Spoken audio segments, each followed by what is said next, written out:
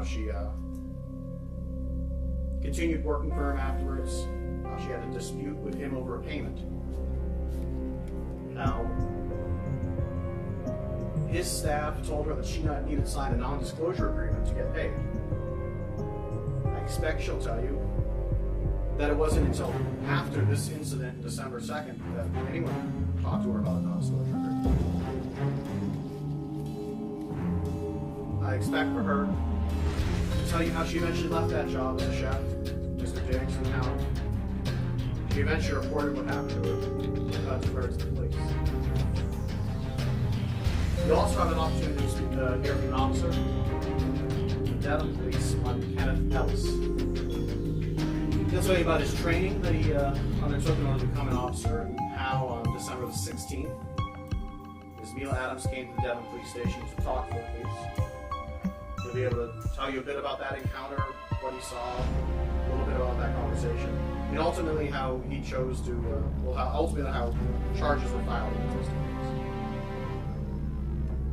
Now, in this case, Mr. Diggs has no obligation to call any witnesses. He may choose not to call any witnesses, and you cannot hold that against him. But in the event that he does call witnesses, I ask that you give his witnesses the same care, the same attention, and the same scrutiny that you give to the Commonwealth's witnesses. It's part of your job as jurors, as the master of the facts, to listen to every witness, to pay attention and to assess their credibility. In doing so, I ask that you keep two things in mind. One, what the witness had an opportunity to see or not to see. Whether the witness had an actual opportunity to witness the crime or just saw things in and around him. And two, what sort of financial relationship each witness had to Mr. Diggs. I imagine the defense may argue that Ms. Adams' financial dispute with Mr. Diggs is an important part of this case, and I'd say it is an important part of this case.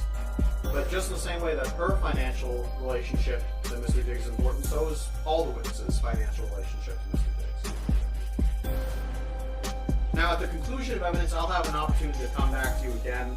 During that time, closing arguments, I'll ask you to come to a decision based on the evidence you heard. But right now, what I'm asking you is to not come to any decisions. Right now, your main job is to listen. Is to pay attention, to give every bit of evidence the attention and the scrutiny it deserves. And when I say every bit of evidence, I do mean every bit of evidence, because in cases like this, every bit of evidence is important. Thank you. Counsel Kidder open. Good afternoon. The assault the Commonwealth just described in the opening statement, only 2 sentences. It never happened. Did not happen. There was no strangulation, there was no assault, there was no incident on December 2nd or any other day. There were 6 people in Mr. Diggs' home on December 2nd, and not one heard or saw anything out of the ordinary. The Commonwealth has no physical evidence. There are no medical records.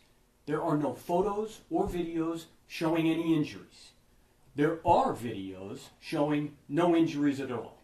Pay attention to where those came from. On December 16th, as the Commonwealth just said, Ms. Adams went to the police, and you will learn that after that, on the very day the complaint issued in this case, December 29th, demands for money from Mr. Diggs began coming from Ms. Adams' agents. Starting at the end of December on the 29th with over $19,000, and then most recent being a sum for quite a bit more. My name, again, is Andrew Calwell, and with my partner, Ms. Silva, we represent STEFON DIGGS, who I'm actually going to ask him to stand up. Mr. Diggs is a 33-year-old professional football player and businessman. He played for the New England Patriots last year. He's from Maryland. He's joined by his mom. You're going to learn, ladies and gentlemen, that December 2nd, 2025 was a day like any other for STEFON Diggs. He was in a good mood. The Patriots had played the night before. They'd won. He played well. He was going to head into work on December 2nd, just like any other day after a game for treatment, film review, team meetings. And that night, December 7, 2025, he and his closest friends were scheduled to fly to Miami, Florida. That was for the 1 week off he had during the season, one vacation, called a bye week. During that day, after he went to work, friends began arriving at his house, folks who were also joining him on the trip to Miami. There were other people in his house. One of those people who I expect you're going to hear from is his assistant, Janelle Salas. You'll hear people refer to her as Sonny. You're going to hear from Miss Salas that for the entire afternoon, she was in Mr. Diggs' home, in Dedham, on Schoolmaster Street, sitting in the kind of main area, living room, kitchen area, watching people come and go. And she was getting things ready for the trip that night. Miss Adams, you're going to hear, was also in that house. She lived and worked in that house as Mr. Diggs' chef for the regular season.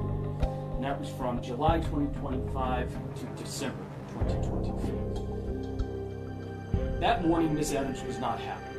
Instead, she was quietly seething about being left off that trip to Miami. I mentioned they were going to Miami that night and that Mr. Diggs is a businessman. In Miami, you're going to hear that there was an art show where a furniture line he collaborated with the person on was being displayed.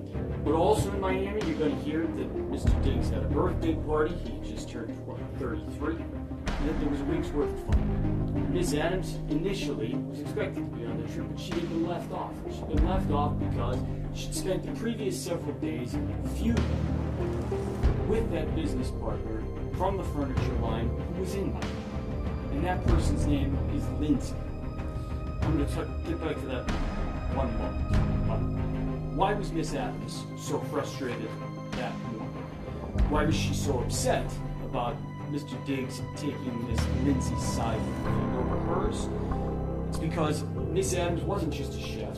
She had known Mr. Diggs for years previous to ever working for him. They had been friends. At times, they'd been friends with benefits.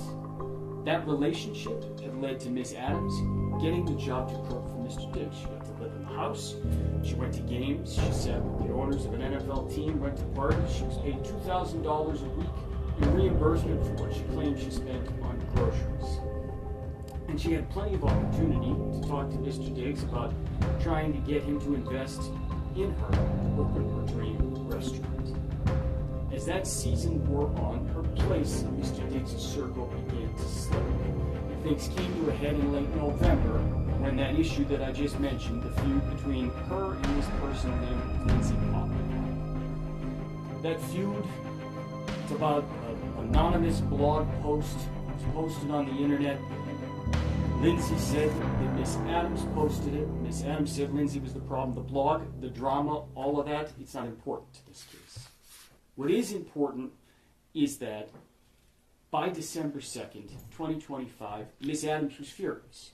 She was upset about being left off the trip. She was upset about Mr. Diggs taking Lindsay's side over her in that argument. And so while he was at work, she was at the house. And you will see the text messages, I expect, that she sent to him that morning. You'll see her frustration boiled over. A quick word about those text messages. I expect you're going to see most, if not all, of these messages. And there's some language in there that is not typically courtroom appropriate. There's cursing, there's slang. The one thing I ask of you is that you don't let the way that the messages, the two parties in the messages communicated with one another, interfere with your ability to understand the content and to understand their importance. Because you're going to see what that exchange was about. You're going to see it was about this dispute, about Miss Adams being left off the Miami trip, and about Mr. Diggs picking somebody else's side over her. And you're going to hear why that's important. Because as I said, Miss Adams went to the Denver Police Department on December 16th. And she made her report. And she told them the argument on December 2nd was about money. She told them that's what the fight was about, over text and in real life, and that's how things got out of hand. She didn't mention Miami. Listen to what else she didn't mention. And 2 days later, she sent the Dedham Police Department a screenshot of the text messages she said, and you just heard the Commonwealth say, led into that fight. Led over the phone to Mr. Diggs, coming into her room and committing this offense. And you're going to see those messages that she sent to the Dedham Police. And I expect that what the evidence is going to show you, after you've seen those, after you've seen all the messages that she did not show to the Dedham Police, the evidence is going to show you that she curated them. She omitted some, she removed other messages before she sent them to the Dedham Police to fit her narrative. By the way, on December 2nd, she indicated to the police as well that she had not been paid for November. You're going to hear a little bit about her payment and about her paperwork. We'll get to that in one moment. A few of the people who you're going to hear from in this trial. Many of them do work or have been associated with Mr. Diggs. Sonny, his assistant, is one of the witnesses you're going to hear from. I indicated to you she was inside the home that day, sitting in the living room, watching people come and go, doing her job like normal. She personally spoke to Miss Adams throughout that day, and she'll tell you what she observed. You're going to hear from other folks who talked or texted with Miss Adams that day as well. You're going to learn that Mr. Diggs had a scheduled day. He was at work in Foxborough, and even after he got back from work, he had a set schedule. He had an IV treatment for 1 hour and a 2-hour massage that followed. Following that, as I said, they were getting on the airplane and they were flying to Miami. As for Miss Adams, what you'll hear is that there was nothing out of the ordinary. She was normal. She cooked dinner for Mr. Diggs on December 2nd. She chatted on the phone and spent the afternoon and early evening in the house. And that night, she flew to New York City to spend her week off with friends. Now, I've said normal a few times already. In this case, let me pause and tell you what normal was like in the Diggs house. Mr. Diggs is a highly regarded professional athlete. He owns a clothing line, a furniture line that I've already mentioned, and other businesses. He's a public figure. He's a coterie of family, friends, and staff around him at all times. Good professional athletes are paid very well in this country, and Mr. Diggs is very good at his job. He has the means to support his friends, family, and staff, and he takes good care of his people. You're going to hear that on December 2nd, he was taking his entire entourage on an airplane down to Miami and putting them up for a week's worth of events and parties.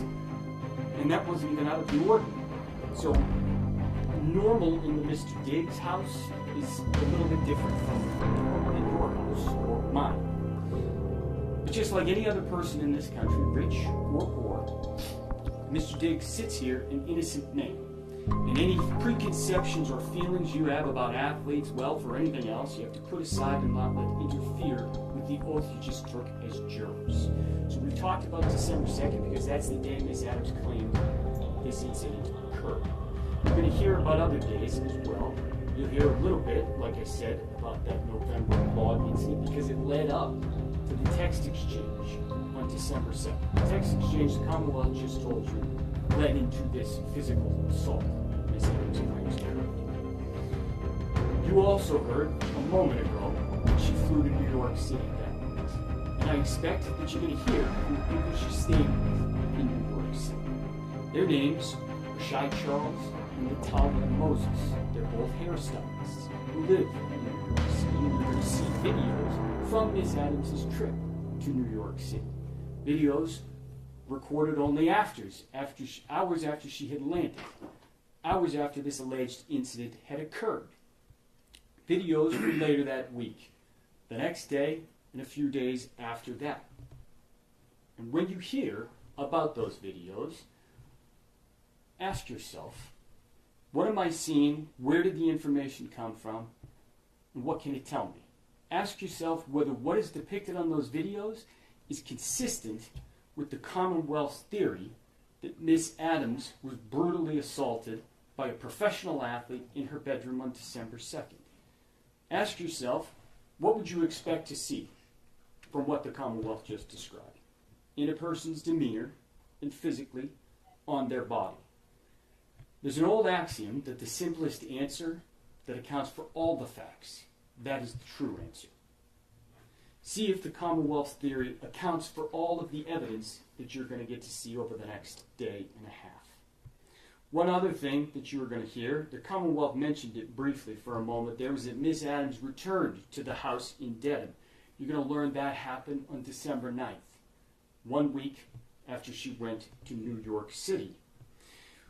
One thing you will learn about that return is that on December 16th, she told the police that she was only going there to pack her things. The evidence will show you that that was not true. She actually went back to work just like nothing had happened. Pay very close attention to the details surrounding her return on December 9th. How she got there, what she was doing, what happened after she got back to the house in the middle of the night at about 11:30 p.m. and walked in unaccompanied. Listen for those details about what she did then and what happened after, and ask yourself whether it tends to corroborate the story the Commonwealth just told you, that she was violently assaulted and strangled on December 2nd, or whether it instead suggests that nothing happened on December 2nd. As I said, after Miss Adams got back to work on December 9th, she tried to pretend that things were fine. She tried to get back in Mr. Diggs' good graces to get him to forget about the text exchange back on December 2nd. But the damage, the argument they had on December 2nd was done. She couldn't get back into his good graces. And even worse, she was now coming back and going to have to comply with the same rules that apply to everybody else. The Commonwealth already mentioned one of those. You can hear from Melissa Goddard, one of Mr. Diggs' bookkeepers who came up from Florida. She's going to tell you that she took over responsibility for Miss Adams' payment that fall, and that she found, because Miss Adams had had this previous relationship with Mr. Diggs, that she had never been onboarded as a normal contractor. She had never filled out any normal paperwork. And she told the assistant Sonny and Miss Adams that they needed to follow the normal procedures. Miss Adams needed to sign proper paperwork, including signing an NDA just like everybody else. And she needed to submit actual receipts for reimbursements, just like everybody else. And you're going to see that Miss Adams ignored those requests until she couldn't anymore. And that happened around December 13th. On December 13th, you're going to learn Miss Adams got an email about that paperwork, and she got upset. She got mad again, and there was another barrage of angry text messages to Mr. Diggs. And this time, she wound up getting herself fired for good. I expect that you're going to end up seeing those messages as well. Messages the police weren't told about, because the police weren't told she went back to work after December 9th. This time, some of those messages actually were about money, but also still the same Lindsay blog post issue of Mr. Diggs picking someone over her. The end of this exchange on December 13th was more specific than December 2nd. Mr. Diggs sent $2,000 via Apple Pay that Ms. Adams claimed she owed, and told her she did not need to worry about cooking for him anymore. She was out, and this time she knew there was no getting back in. And listen to what happened when you hear the evidence after that, after December 13th. 3 days later, as you've already heard, Ms. Adams went to the police. She didn't tell them about December 13th. She was fired. Instead, she told them a made-up story. She was furious. She wanted Mr. Diggs to pay in every sense of that word. What you will hear is that her demands for money, as I said, began on December 29th, the same day you issued in this case. You will also hear that as this case has gone on, public pressure has grown. That number has only gone up. And I will let her tell you what number she is now demanding for Mr. Diggs. Ladies and gentlemen, Mr. Diggs sits here an innocent man. That's the beauty of the American justice system. You heard a little bit about the way a trial works. You heard that the burden is entirely on the Commonwealth to prove its case. Their burden, proof beyond a reasonable doubt, it's the highest burden in our system.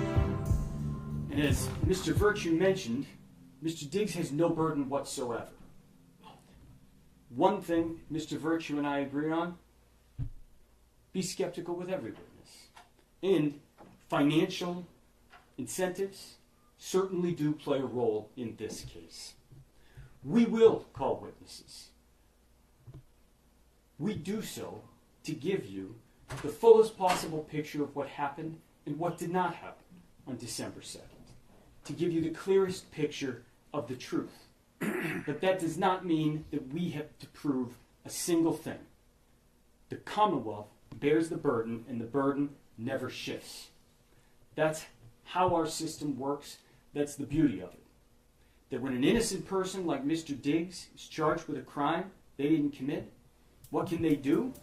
They can do this. They look the Commonwealth right in the eye and they say, prove it. And that's exactly what Mr. Diggs has done. That's why you are here, ladies and gentlemen. That's what a trial is. Mr. Diggs has chosen to place his fate in your hands. You, ladies and gentlemen, are the most important part of our system. I thank you, and Mr. Diggs thanks you for being here and for your service. You are the only people who can and who must hold the government to its burden. And the way you do that, it's not fancy. It's by using your common sense, your life experience, the tools you use every day of your life to weigh credibility and to make decisions. And our system depends on it. You are the judges of credibility. And so I ask that you listen carefully, that you keep your full attention while you're here, and that you remember that the simplest answer that accounts for all the facts is the true answer. One of the worst things that a person can go through is to be charged with a crime that they think, especially in a situation like this. When the charge hinges entirely on the word of a single person, and that person is a million pieces. So let's have a trial. And at the end of it, at the end of all the evidence, after you've heard it, I'm going to have the opportunity to discuss the evidence as well. And at that time, I'm going to ask you to deliver what I expect will be the only true and just verdict in this case. And I can tell you right now that that will be to find STEFON Diggs not guilty. Thank you. Thank you, counsel.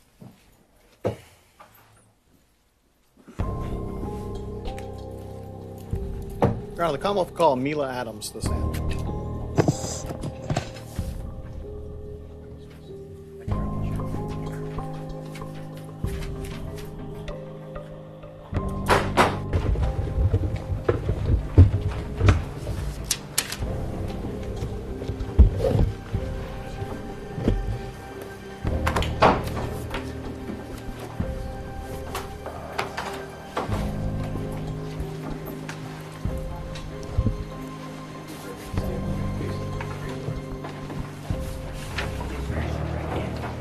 Solemnly swear the testimony you're about to give in this hearing shall be the truth, the whole truth, and nothing but the truth, so help you God.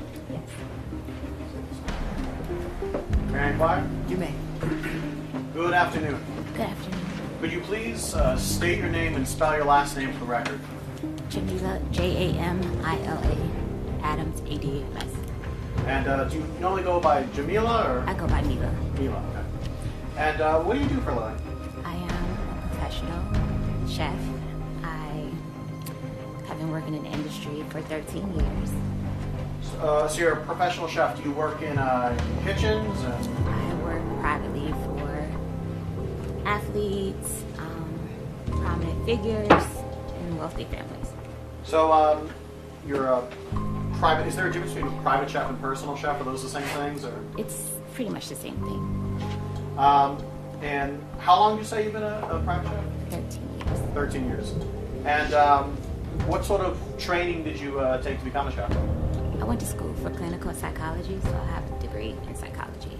But I followed my passion in cooking because I grew up in South and we cook. So I did some training in France and also Italy. And kind of very generally, what does a private chef do? We provide daily meals for our clients. So that would be breakfast, lunch, dinner, snacks. It's typically a live-in situation, so readily available to them, kind of like 24 hours a day. So I would say it's based on client's needs. So And each client would, whatever your health goals were or health issues were, I will help you get better. so you mentioned a little bit about client, but what kind of clientele have you worked for? Athletes, entertainers, And without naming names, what kind of athletes or entertainers do you mean?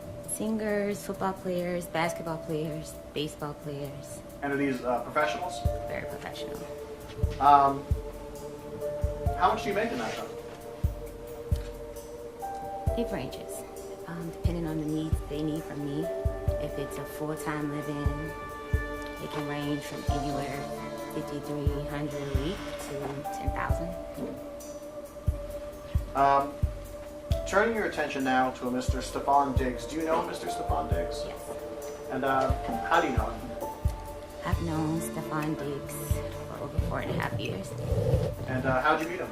We met in December 22 through an Instagram message.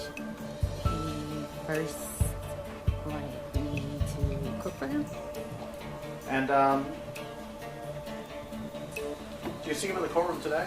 Yes. And could you identify him through, I see you're pointing at someone, but can you describe him just because we have to have everything on the record? Can you describe him either clothing he's wearing or hairstyle, anything like that? Good shirt, good tie. Your Honor, may the record reflect that this witness is identified the defendant as Mr. STEFON DIGGS. Over those 4 or so years, how would you characterize your relationship with Mr. DIGGS? I would say it's complicated.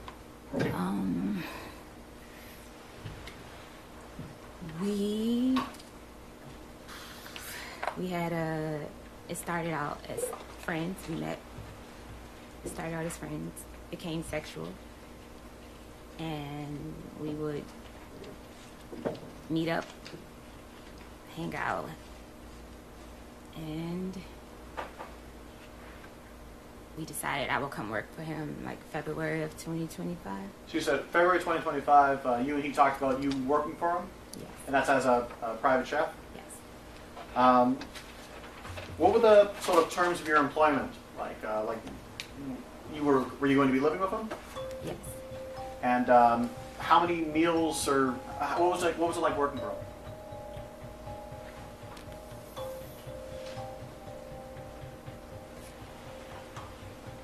Can you say that again? Yeah, it is. So as far as your employment goes, what were your duties working as a Mr. DIGGS private chef? My duties were to make all his meals, his snacks, basically get him healthy. That was the start of our initially hype. He was coming back. It was his comeback year. And I wanted to help him get healthy, to eat better too. So how does it, do you create a menu? Does he just tell you what he wants? Do you... I'm skilled with recovery, so I knew what it would take to get him, help him get healthy and stay healthy. Help him change his diet. So it was more so like diet change would be the focus, and just overall health. And did you would you cook just for him or for other people as well? Yes, I will cook for whoever was in the house. And I know you mentioned earlier your breakfast. Is that the sort of standard? Was it every day breakfast, lunch, dinner, and then? Yes, breakfast, lunch, dinner, snacks. And how much did you get paid for this? On $2,000 a week. And how did you get paid? Finance office would pay me. So you said that you, while this was staying in his house, right? Yes. Where was this house? 7 Schoolmasters Lane, In what town? Dedham. And could you describe this house? What was it? It was a single family home. You mean What was it? Was it an apartment? Was it? it was a single family home's house. And how many floors was it? Basement, middle floor, a landing, and then top floor. So 3 floors. And so, where was the kitchen? kitchen was downstairs on the floor you come into the house. So the first floor. And that's where you did your chefing, cooking, baking. I don't know. Yes, where I did my cooking. Yes. Yes. And where did you stay in that house? I stayed on the top floor. And where was it in the house? It was up the landing all the way to the back, and it was over the kitchen. And was this a single bedroom that you had? Was it a suite? What was it? A single bedroom with a full bath. With a full bathroom. Was the bathroom off of the bedroom? It's the bedroom, and then you walk back to the back. So It was in my room. Okay, so the entrance to the bathroom wasn't in the hallway; it was in the bedroom. Yes. Okay. And where was Mr. Diggs? Where was his bedroom? Up the first landing. Okay, so you said that there was the floor you come in on, a landing, and then Mr. Diggs' room. Mr. Diggs was on the landing? Yes. Okay. How long were you there in that house?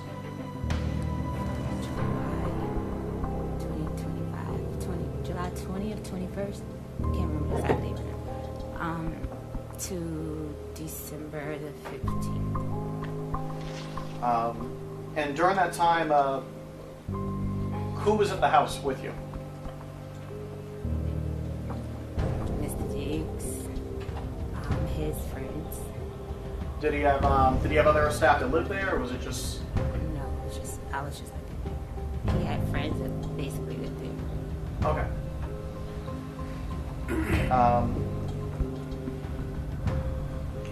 And while you were living there, was it a kind of regular schedule or thing? How did that work? Yes, he gets a different schedule by the week, but it will change by the day sometimes. Sometimes he will have to go in later or earlier. So I'll often ask at night what time you have to be at work. So I can have breakfast for him to take. Turning your attention now to November.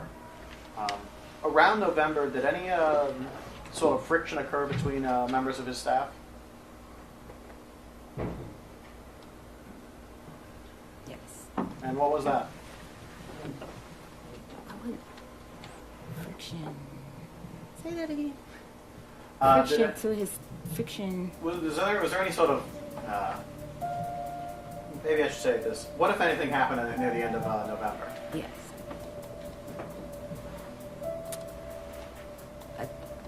An Instagram DM message was sent to his child's mother's friend, and this message was stating that I was telling his personal business of women that he was sleeping with that worked with us, that worked with me, and yeah. And so, as far as I can remember what that message said. And how did this create friction within the people working for Mr. Diggs? I was confronted by Mr. Diggs if I said these things. But it had already been Mr. Diggs had a ongoing sexual relationship with Lindsay Boland, and this person, she didn't like me, the fact that I was in the house. So you mentioned Lindsay Boland. Who's that person? Lindsay Boland, it works for Mr. Diggs. How? What does she do? I can't quite answer. I just know he provides housing, tasers. She's someone I don't who know. works for Yeah, she works for him. And so, did you and Lindsay get into any sort of argument, you mean, or? We didn't get in. We got in an argument after Mr. Diggs confronted me.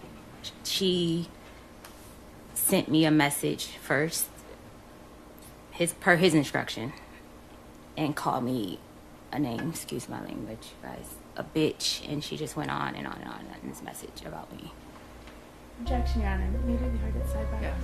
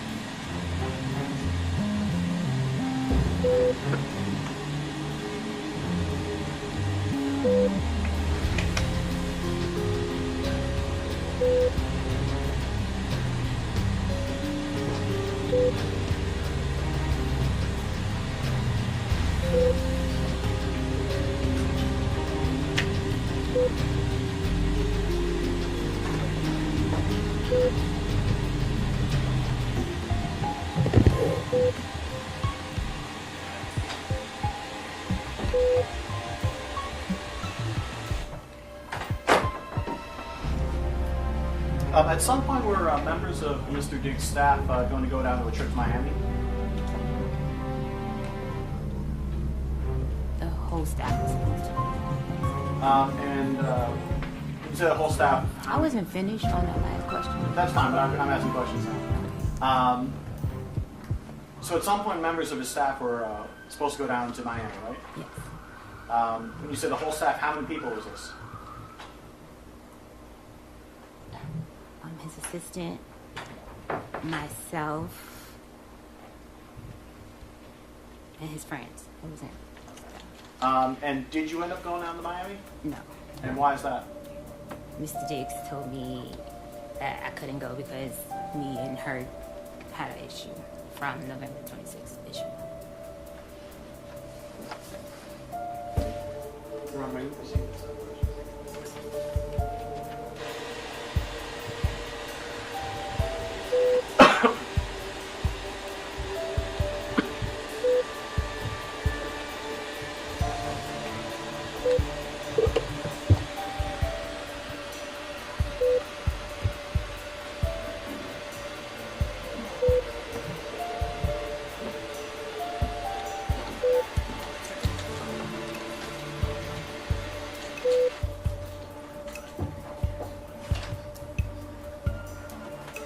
All right, jurors, at this point, we are approaching a lunch recess, so I am going to release you to lunch break. We will resume in about an hour, to about 5 minutes. I want to remind you that you are not discussing